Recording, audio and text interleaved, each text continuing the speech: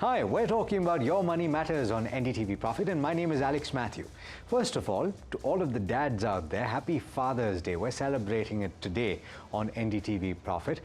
Thank you on behalf of your kids for all of the advice that you've dispensed over the years. And I have actually discovered that when it's Women's Day or when it's Mother's Day, often the conversation is about what we should do for our moms. But when it comes to Father's Day, there's a lot of conversations about responsibilities and everything that you need to do for your kids and advice that you dispense. We don't talk enough about what should be done for our dads. So I'd like to change that, and I'd like to start with that conversation today. Joining me in studio is Vijay Mantri, investment expert and commentator on everything personal finance. Vijay, thanks so much for joining me today. My pleasure. And happy Father's Day. Father's Day to you and to all the viewers of the show. Yeah. What did your sons do for you? They gifted some nice gift and flowers and cake and all that. And from my money only. That's the most important thing. I was going to get to that. But no, but now they're earning, so okay, of course. Good. Yeah. But that's the point, right? Do you agree that often when we talk about a father's role, a father's responsibilities come first and foremost? And I was asking a few people today, big voices in the markets, and one particularly was saying the fact that I have a child is a gift for me, is my reward. But then, of course, that's the evolved way of thinking. In your opinion, should more be done to ensure that our dads have some benefit of all the hard work that they've done? Yes, absolutely right. And the more you do, better it is for you. And it is obviously in our religious text it is being told, and perhaps in every religion it has been told that taking care of parents is one of the best thing you can do. And in Sanatan Dharma, the best gift you can give to your father is you become father. Yeah. So you remove the burden of the debt you had. So yes, it is a blessing. It is a great thing to have. It brings a different perspective. You start thinking more toward family, more toward you stop thinking exclusively for you. This is the first stage is marriage. You know, when you're married, once you're alone, then you think of you. Perhaps you never think about your parent. But when you get married, your spouse will take care. And once you have kids, life changes dramatically. So yes, and these days are important to remind us that yes, once in a while, do something for our parents who has done for years without even asking anything in favor. Yeah. So let me break this conversation into two parts. And the first part, I want to talk about what we can do for our parents, or maybe my generation or the one below that. Because I think it's very interesting that your context when you're growing up determines your money habits when you're much older. And a lot of people who are my father's age tend to not know how to spend money. And so to that extent, even if I give them my yearly bonus, which I did, I said, go and travel somewhere. I did that in April, I think. They're still not gone. So the question is, even if you do set up a travel fund, they're not going to use it. So how do you give them something that they'll actually use? So I think one of the best thing parents love, or our parents love doing, is they want to give something to the grandparents. So ultimately, it comes back to you. So this is the one part. The second part, they don't, like, they worked hard and now perhaps they're retiring now. They don't want to put their hand in front of anybody for any help they need. So first thing as a kid we should do for a parent is to create a emergency fund, retirement, or emergency fund. For anything they need, they can use it. They want to give to their friend, to kids, they want to go for functions, they should have some money in their hand, rather than asking their kids for help all point of time. So that way you maintain the dignity of your parents. A bank account that is created for them. Bank account, you keep in liquid fund where you feel comfortable, but keep some money there. The second one, the best strategy you can do is to buy health insurance for your parent, because they grew up in an era where health insurance was not a thing to be bought, because healthcare was very inexpensive and most of the people used to go to the government hospital. Today, notice and they worked throughout in some organization where they already perhaps had some health insurance. Post-retirement, it is a big challenge, and healthcare cost is booming. So you can look at buying health insurance. A top-up policy or something like that. Family policy. And incidentally, you can also hire a yoga trainer or fitness trainer or dietitian for your parents. So, you know, it is a other side of the health insurance the more fitter they are, the better is for them. Do you think that as a matter of course, you should be adding your parents to your corporate policy because of the costs involved in getting a health insurance policy? Yes, it is very important because, that way they also get some coverages. So yes, the health insurance policy, if the corporates allows, then it is nothing like it. And your first question that it also depends in which era you were growing up. So I started my career post 1992 where economy was expanding. So we have seen GDP expanding, income level going up. So we have witnessed those kind of era.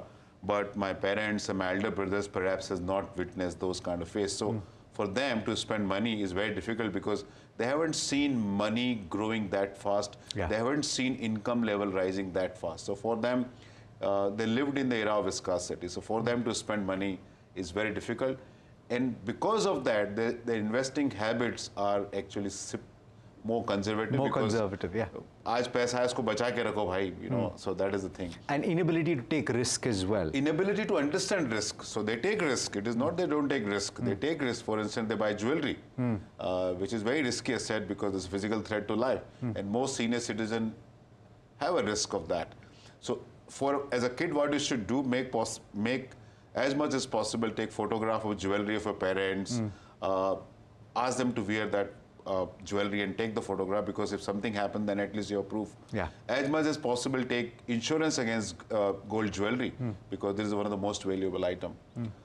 If they have real estate, then try to look at whether they have proper nominees, second holder, third holder, whether they have, whether they created will, so there's no family dispute. So if you look at real estate, when we say people have not taken risk, one of the biggest risks they have taken is to buy real estate. Yeah. At that time, they thought it's the right thing to do. It worked for a while, but today, many of the real estates are illiquid. Yeah.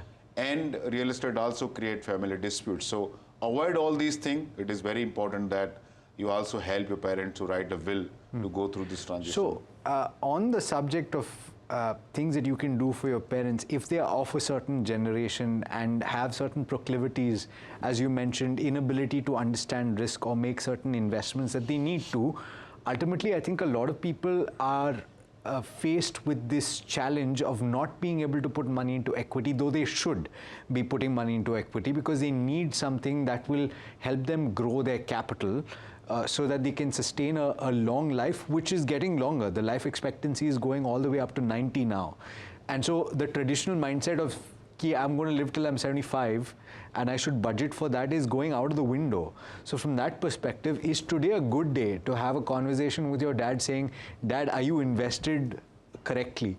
And to review a portfolio to say, maybe you can start a small index fund to begin with.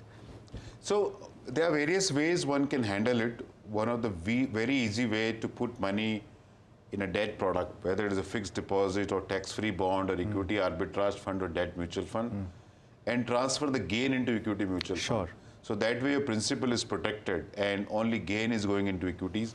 Once your parent, witness that, over a 2-3 years period, then there's a more, comfort and more confidence in taking it next step, which goes toward buying equity saving funds. So an SWP, a STP. Systematic transfer plan of a gain transfer plan, one could adopt. So suppose you have 1 crore put in debt fund, or suppose you have 1 crore in FDs for argument's sakes, and you're getting 6 lakh rupees. So 50,000 rupees every month you can transfer into equity fund. Yeah. You have a lot of people have tax-free bond. Right. Lots of people have rental income. Yes. Take that rent and put that money into equity. Which they don't need. Which they don't need, very honestly. So, or people are getting insurance money, people are getting part of the pension. So that money can be put in equities where you believe that you're not taking any risk on the capital. Yeah. Once you feel comfortable, then move towards buying equity saving and the balance advantage fund. That is the one part they can do. Second part they can do is that lots of old people have lots of comfort in buying gold. So buy gold through fund of fund or ETF. Okay. It is much better because most of the grandparents buy gold because they want to give the grandchildren. Yes. So they can buy gold in the name of grandchildren and grandparents. Both of them can become second and third holder. The advantage is that they can give 50,000 rupees, 1 lakh rupees, 5 lakh rupees gold ETF when the kids get married. But without the signature, nobody can encash that. So there's also safety angle to that. So that second part And you're saving on the making charges. You are saving on the making charges, and whenever they need, they can take the money out. The kids can take the money out. So that is the second thing they can do. Third thing can do is that they can make a bucket strategy, in the sense that suppose let's create a regular income portfolio for your parents, so parents can create for themselves. So first few years money should remain in debt, so there's no risk on that capital. 3 years beyond, the money should go into balance advantage fund. 3 to 5 years money should go into balance advantage fund. 5 to 7 years money should go into equity hybrid fund, and 7 year plus money should go into equity. And if you're scared of the market, do through 12 to 24 month STP. If you create that kind of portfolio, it will navigate based on past data any kind of market volatility. So there are various options available where we can help our parents to become better investor, because the money, like they bought the real estate, they bought gold, it is for next generation. Why financial assets should not be for the next generation? Yeah. So, and we do this on every episode. Some of the terms that we're using are fairly common in the mutual fund space, but just in case you haven't heard about STP or systematic transfer plan, it is essentially a process like the SIP, but it allows you to invest in one scheme of a mutual fund house and transfer money from that scheme to another scheme in that same mutual fund house. So it allows you to invest lump sums of money and then split that investment over a period of time. So for example, you can buy the liquid fund of a fund house and have the proceeds through an STP or systematic transfer plan move into a Nifty 50 index fund or a Nifty Next 50 index fund or any other scheme in that fund itself. It's a great option to consider. So therefore, incremental change rather than a whole hog review of portfolio is what you're suggesting. It depends on the comfort of the people, and make sure that your parents don't indulge in F&O. We have seen in AI, people have barbell theory. In one end, they have EPF, they have PPF, they have FD. Another end, they have Dream 11 or whatever, and then have F&O. So don't mix these two things. Yeah. This is a very dangerous part. Even if you want to do it, just put a very small part of the portfolio there, but large part of the portfolio should be more safer, more secure asset, and go through a gradual process. Okay, so we've spoken about how kids should take care of their father on Father's Day. And if you've got any specific questions on what you should do, then do write to us in the comment section.